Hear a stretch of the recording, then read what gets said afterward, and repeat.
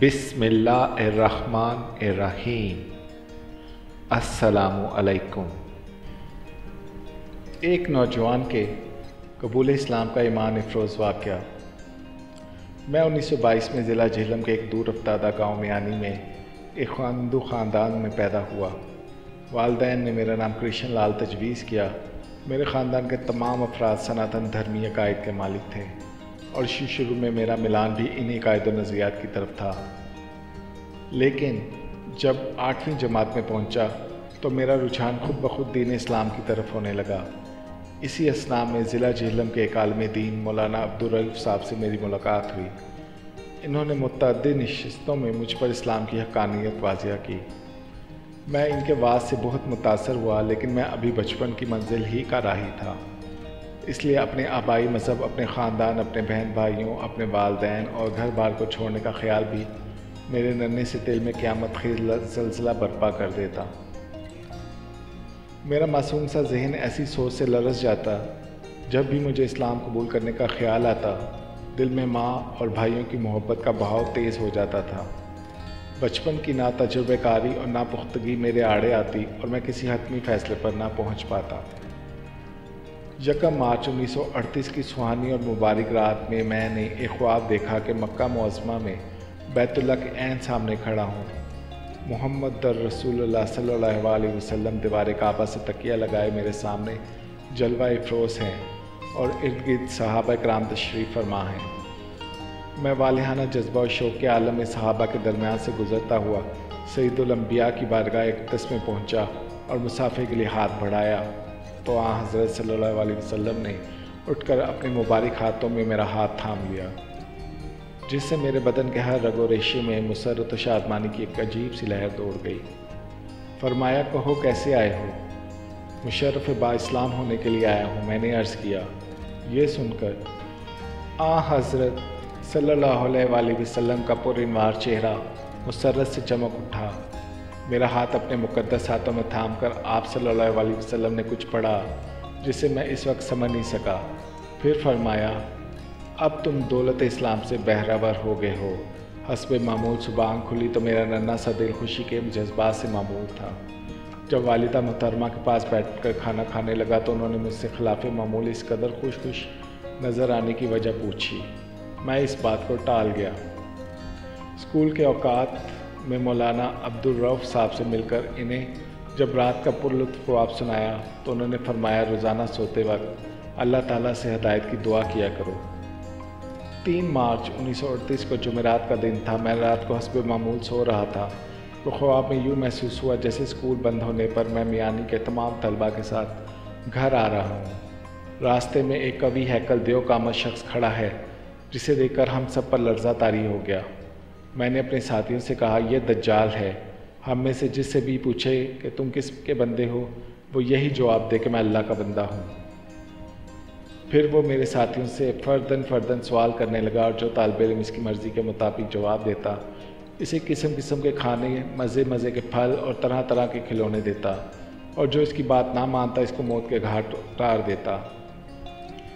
آخر میں جب میری باری آئی تو اس نے پوچھا، کس کے بندے ہو؟ اللہ تعالیٰ کا بندہ ہوں، میں نے ڈرتے ڈرتے جواب دیا۔ یہ سنتے ہی اس نے میرے اس زور سے گھونسا رسید کیا کہ میں کئی گز دور جا گرا اور رونے لگا۔ دجال نے تہمکانہ لہجے میں آواز دیتے ہوئے کہا، ادھر آؤ۔ میں ڈرتا کانپتا ادھر چلا ہی کہ میرے کانوں میں حضور نبی کریم صلی اللہ علیہ وسلم کی شیریں آواز پڑی، پہلے میرے پاس آؤ۔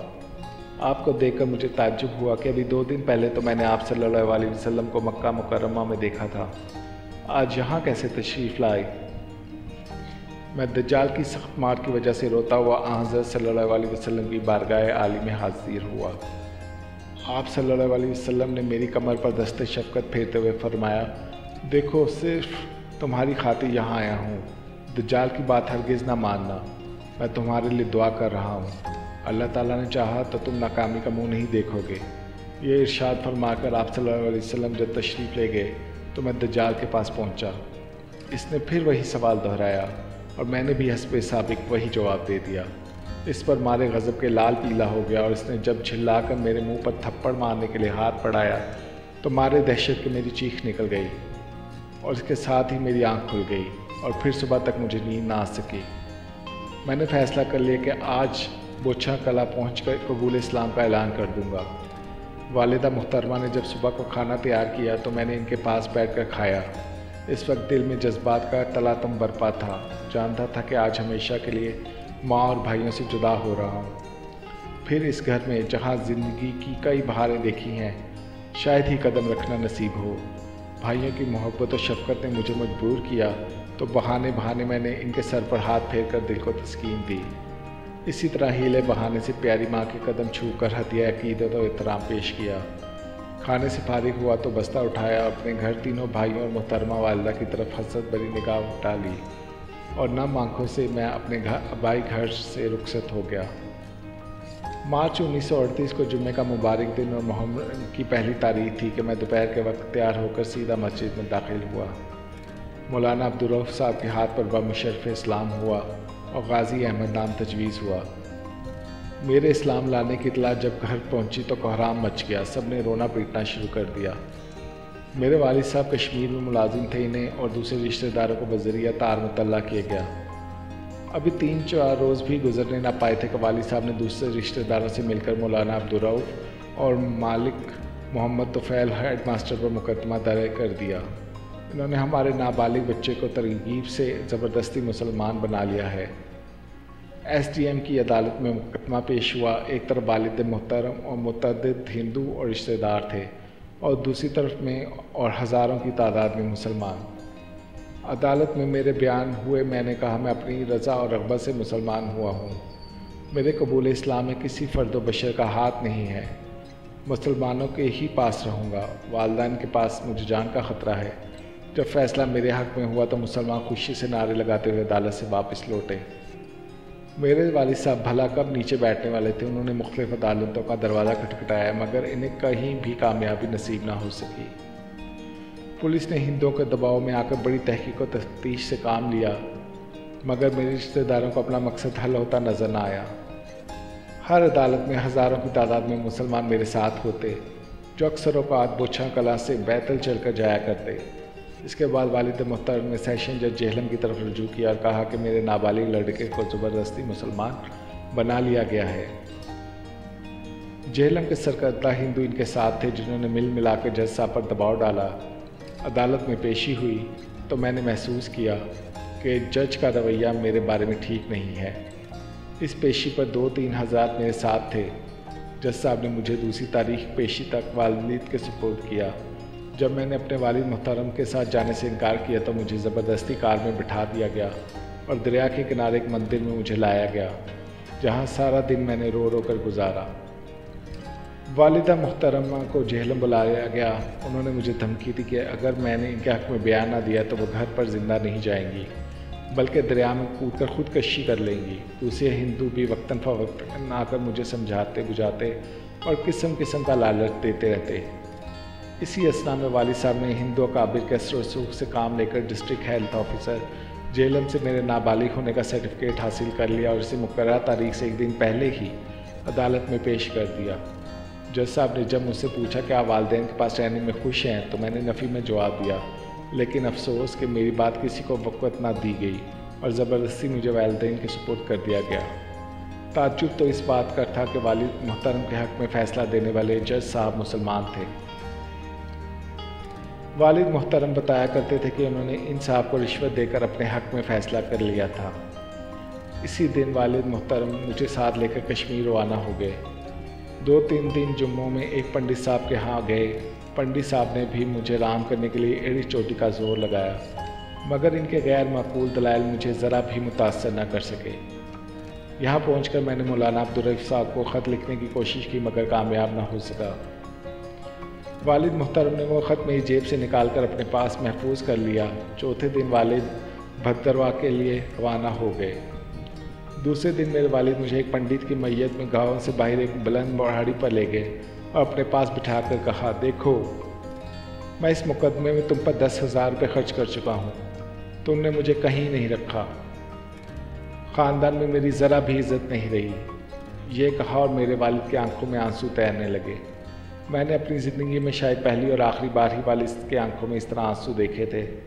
میرا دل پسج گیا، مگر مجھے رحمت نے سہارا دیا اور حضور نبی اکرم صلی اللہ علیہ وسلم کی زیارت کے وہ تمام حالات میری آنکھوں کے سامنے پھرنے لگے۔ میں نے اپنے والد محترم کی خدمت میں عرض کیا کہ مجھے آپ کی پریشانی اور تکالیف کا احساس ہے، آپ نے میرے لیے بہت کچھ کیا، مگر میں دل کے ہاتھوں مجبور ہوں۔ میرا دل ترک اسلام کا تصور تک بھی نہیں کر سکتا۔ اگر آپ مجھ پہ اسلام پر قائم رہنے کی اجازت مرحمت فرما دیں تو تمام عمر آپ کی غلامی میں بسر کر دوں گا۔ والد نے یہ سنتے ہی چھڑی ہاتھ میں لے کر مجھے پیٹنا شروع کر دیا اور اتنا پیٹا کہ بدن سے خون بہہ کر سارے کپڑے خون آلود ہو گئے۔ اس پر بھی والد محترم کو نہ رحم آیا اور نہ ہی ان کے ہاتھ میں حرکت میں کمی آئی۔ میں اتمرا ہو کر بھی پڑا رہا، ٹھوکریں کھاتا رہا۔ آخر جب دل کا غبار اچھی طرح نکال چکے تو پنڈت سے مخاطب ہو کر کہنے لگے، کیوں نہ میں اسے دریا میں دھکیل دوں، شاید اس طرح کلنک کا یہ ٹیکا میرے ماتھے سے اتر جائے۔ اپنی موت کے خوف سے میں لرز گیا، مگر اللہ تعالیٰ کا لاکھ لاکھ شکر ہے کہ اس نے میرے پائے میں لغزش نہ آنے دی، اور میرے دل میں یہ خیال بار بار ابھرنے لگا کہ اگر والد مکرم نے مجھے دریا میں پھینکا تو میں اپنے پیارے نبی صلی اللہ علیہ وسلم کی بارگاہ اقدس میں حاضر ہو کر عرض کروں گا، میرے آقا، مجھے اسلام کی جو دولت بخشی تھی میں اس کو صحیح و سالم لے کر حاضر ہو گیا ہوں۔ پنڈت صاحب جو ہمارے خوف کے کام رہے تھے، والد محترم سے کہا، بچہ ہے، بڑا ہو کر سمجھ جائے گا، آپ کوئی سخت اقدام نہ کریں۔ والد صاحب نے اس کی بات مان لی اور مجھے ساتھ لے کر چپ چاپ گھر کی راہ لیے۔ گھر پہنچ کر والد نے خود میری مرہم پٹی کی۔ چھڑی کی مار اور بوٹوں کی ان گنت ٹھوکروں سے جسم کا رواں رواں زخمی تھا، حتیٰ کہ ناک، منہ اور آنکھیں تک سوجی تھی۔ تقریباً ہفتے بھر بستر ہی پر دراز رہا، پھر والد محترم نے مجھے بھدرواہ ہائی اسکول میں داخل کروا دیا۔ میں ہندو لڑکوں کی نگرانی میں روز اسکول آنے جانے لگا۔ مسلمان طلبہ کو میرے ساتھ بات کرنے کی اجازت نہ تھی۔ ہندو لڑکے ہی نہیں، ہندو استاذہ بھی مجھے نفرت کی نگاہ سے دیکھتے تھے۔ یہ اسکول میرے لیے جہنم سے کم اذیتناک نہ تھا۔ آخرکار میں نے دوست محمد نامی ہم جماعت سے تعلقات بڑھائے اور اس کے توسط سے مولانا عبدالرؤف صاحب کو خط لکھا اور بتایا کہ میں بفضل اللہ تعالیٰ اسلام پر قائم ہوں۔ حضور نبی اکرم صلی اللہ علیہ وسلم کی دعاؤں کی برکت ہے کہ مجھے کوئی جسمانی تکلیف اسلام سے برگشتہ نہیں کر سکی۔ مولانا نے خط ملتے ہی قصبے کے سارے لوگوں کو جمع کر کے ان سے پوچھا، کوئی ہے جو جان پر کھیل کر ایک مسلمان کو کافروں کے عذاب سے چھٹکارا دلائے؟ اس پر ایک غریب لیکن جذبہ شہادت سے سرشار شخص اٹھا اور اس نے اس خدمت کے لیے اپنے آپ کو پیش کیا۔ اس کا نام جان محمد تھا۔ جان محمد صاحب اسکول کے اوقات ہی میں بھدرواہ پہنچ گئے اور دوست محمد کی وساطت سے جب مجھے ان کی آمد کا پتہ چلا تو میں تفریح کے بعد روتا ہوا اپنے ماسٹر صاحب کی خدمت میں پہنچا اور کہا، میرے پیٹ میں سخت درد ہے، مجھے چھٹی عنایت فرمائی جائے۔ ماسٹر صاحب نے چھٹی دے دی۔ میں نے بستہ اٹھایا، چھپتا چھپاتا آنکھ بچاتا ہوا مدرسے سے نکل آیا۔ جان محمد صاحب نے ایک مسلمان راہبر کو ساتھ لیا اور ہم بھدرواہ سے بھاگ نکلے۔ راتوں رات سفر کرتے ہوئے ریاست کشمیر سے نکل کر ریاست چمبا کی حدود میں داخل ہو گئے۔ پھر مسلمان راہبر واپس ہو گیا اور ہم دونوں تقریباً 60 میل سفر طے کر کے دوسرے دن صبح ڈلہوزی پہنچے۔ تھکان سے میرا حال برا تھا، کپڑے میلے اور پاؤں سوجے تھے۔ شام کو براستہ پٹھان کوٹ جب امرتسر پہنچے تو میں نے اپنا آبائی لباس اتار کر دوسرے کپڑے پہنے اور امرتسر سے کھیوڑا کی راہ بھوچا کلا پہنچ گیا۔ جس بس اسٹینڈ پر لوگوں کا ایک ہجوم پذیرائی کے لیے موجود تھا۔ والد کو جب میرے فرار کا علم ہوا تو انہوں نے تمام راستوں کی ناکہ بندی کرنے کے لیے تاریں دلا دیں، لیکن جس راستے کو ہم نے اختیار کیا تھا والد صاحب کے علم میں بھی نہ تھا، اس لیے ہم بچ نکلے۔ چند روز بعد والد صاحب نے ملاقات ہوئی۔ انہوں نے اشباہ ہو کے فرمایا، بیٹا، ہمیں اس قدر ذلیل ہی کرنا تھا تو پہلے بتا دیا ہوتا تاکہ خرچ کرنے سے تو بچ جاتے۔ میں نے عرض کیا، اماں جی، میں نے آپ سے پہلے ہی کہہ دیا تھا کہ میں اسلام کو ترک کرنے پر کسی بھی صورت بھی آمادہ نہیں ہو سکتا۔ آپ میرے لیے کچھ نہ کریں، ہاں ویسے میں آپ کا غلام ہوں۔ آپ کی ہر خدمت میرے لیے سعادت کا موجب ہے۔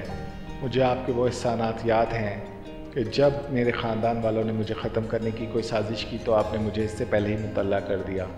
اللہ تعالیٰ آپ کو خوش رکھے۔ میں نے والدہ صاحبہ سے صلح کر لی تھی اور اکثر والدہ محترمہ کی خدمت میں حاضر ہوتا رہتا، مگر والد محترم کو میں نے 6 سال بعد دیکھا تھا۔ راستے میں اچانک آمنا سامنا ہو گیا، مگر وہ بغیر توجہ دیے ہوئے میرے پاس سے گزر گئے۔ میں بھی انہیں بلانے یا ان سے ہاتھ ملانے کی جرات نہ کر سکا۔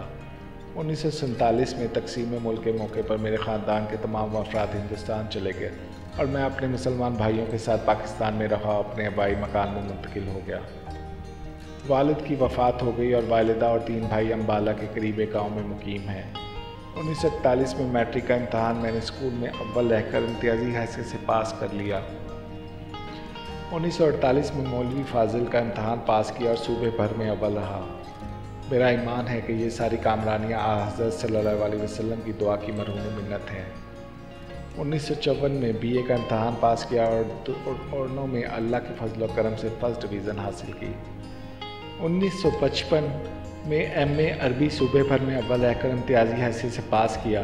1959 میں ایم اے علوم اسلامیہ کا امتحان دیا اور صوبے بھر میں اول رہا۔ ان تمام عنایات پر میں اپنے مالک حقیقی کا شکر گزار ہوں۔ اسلام قبول کرنے کے بعد میں نے اپنے اندر ایک بہت بڑا ذہنی روحانی انقلاب محسوس کیا، ورنہ اسلام لانے سے پہلے میں ایک متوسط ذہن کا مالک تھا۔ اسلام کے سایہ عافیت میں پناہ لینے کے ساتھ ساتھ اللہ تعالیٰ نے دینی ترقی کے دروازے بھی میرے لیے کھول دیے، اور دوسری بات جو میں نے اپنے علمی زندگی میں محسوس کی وہ نبی اکرم کی دعا کا اثر ہے کہ مجھے آج تک کسی عمل میں ناکامی کا سامنا نہیں ہوا، اور آن حضرت کی دعا ہی میری زندگی کا سب سے قیمتی سرمایہ ہے، اور انشاءاللہ قیامت کے دن یہی دعا میری نجات کا باعث ہوگی۔ آمین ثم آمین۔